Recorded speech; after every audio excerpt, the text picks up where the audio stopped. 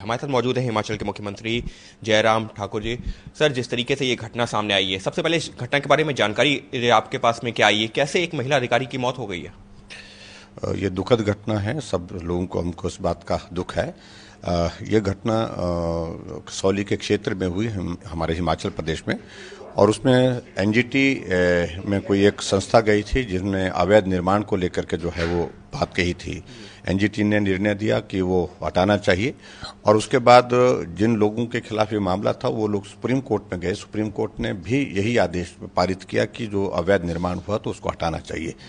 और उसी संदर्भ में वहां पर पिछले कल कुछ कर्मचारी अधिकारी जो है वो उस अवैध निर्माण को हटाने के लिए गए थे। 14 ये टोटल बिल्डिंग्स हैं अभी जिनको हटाने की बात कही थी।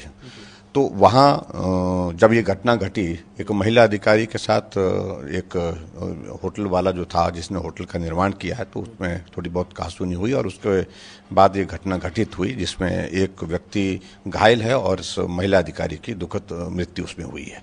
और हमने इसमें तुरंत जो है इसमें आज हमने इसमें जो है वो डिवीजनल कमिश्नर शिमला को जांच के आदेश कर दिए हैं। वो जल्दी से जांच देंगे और सुप्रीम कोर्ट ने इसका सो मोटो जिसका कॉग्निजेंस लिया है, और हम स्टेटस रिपोर्ट जो है कल वहां पर दायर करेंगे। लेकिन सर, सुप्रीम कोर्ट ने साफ तौर पर जो है राज्य सरकार से नाराजगी भी जताई है कि एक महिला अधिकारी या फिर एक जो है दस्ता जो कि सुप्रीम कोर्ट और एनजीटी का आदेश का पालन करने के लिए वहां गया है, उसको क्या समुचित सुरक्षा नहीं दी गई थी? इस तरीके से नाराजगी जताते हुए स्टेटस रिपोर्ट मांगी है। मुझे सिर्फ इतने कहना है कि सरकार की ओर से वहां पर सुरक्षा मुहैया कराई गई थी, लेकिन जहां ये घटना घटी उसके साथ में दूसरी बिल्डिंग में जो है वहां पर डिमोलिशन का काम चल रहा था, और सारी पुलिस फोर्स वहां पर थे, अधिकारी वहां पर मौजूद थे।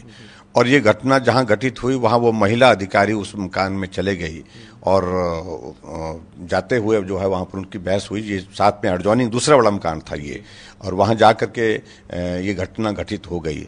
तब तक के लिए सारे पुलिस के अधिकारी जहां वो डिमोलिशन कर रहे थे वहां से उस मकान में पहुंचते, तब तक के लिए घटना घटित हो चुकी थी। और जो दोषी है इसमें वो फरार हो चुका था वहां से, वो जंगल के लिए भागा। और उसके बाद अब हमने उसमें इस सारी चीज के लिए जो है वहां पर पुलिस अधिकारियों का अतिरिक्त बल भेजा है, और टीमें हमने जारी कर दी वहां पर उसकी गिरफ्तारी के लिए, और मुझे लगता है बहुत जल्दी गिरफ्तारी हो जाएगी। एक सवाल ये उठ रहा था कि क्या जिस बिल्डिंग में जो डिमोलिशन होना था ये उस बिल्डिंग के साथ वहां पर महिला अधिकारी नहीं थी, वो दूसरी बिल्डिंग में गई थी, या फिर जो है इस बिल्डिंग में डिमोलिशन होना था, या फिर जो है उस सिर्फ इस बिल्डिंग का डिमोलिशन होना ही नहीं था, दूसरी बिल्डिंग का डिमोलिशन होना इस बिल्डिंग का डिमोलिशन होना था, लेकिन उससे साथ वाली बिल्डिंग की डिमोलिशन का काम चल रहा था, तो ये उसके बाद होना था वहां पर। और ये घटना उसी वक्त घटित हुई जब वो महिला उस मकान में जो दूसरे घर में जो गई और वहां पर घटित हुई है। यानी साफ तौर पर राज्य सरकार कह रही है कि इस मामले में जो भी दोषी है उसके खिलाफ कड़ी कार्रवाई की जाएगी, सुप्रीम कोर्ट को भी जानकारी दी जाएगी कि सुरक्षा बल भी